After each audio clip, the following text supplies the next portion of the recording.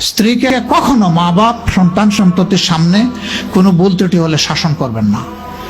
একা নিয়ে বুকে জড়িয়ে ধরে তার সমস্ত নেক কাজের স্বীকৃতি দিয়ে তারপরে বলবো যে এরকম একটা বিষয় আমি দুঃখ পাই নাই, তবে আমি চাই যে এটা তুমি কারেকশন করে নাও এবং আমি আল্লাহর দরবারে তোমার জন্য দোয়া করব। মাথায় হাত রেখে একটু দোয়া করে দেন। এর চাইতে বড় আর কোনো শাসন হয় না। কিন্তু আপনি যদি মাকে খুশি করতে গিয়ে মায়ের সামনে তাকে ধমক দেন, তার ব্যক্তিত্বের উপর আপনি তীর ছুঁড়েছেন, আঘাত দিয়েছেন, সে ফুঁসে উঠবে। সে বলবে সব উজাড় করে তোমার এই সংসারে দিলাম, আজকে তুমিই না আমাকে এইভাবে বেইজ্জত করলে। সে মানুষ তো, তার মানবিক রিয়াকশন হবে। কাজ করবো না আমরা কেউ।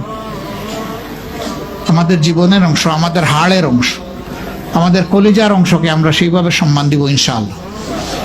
আমরা ভালোবাসবো সে আমার স্ত্রী, আমরা শ্রদ্ধা করবো সে আমার সন্তানের মা।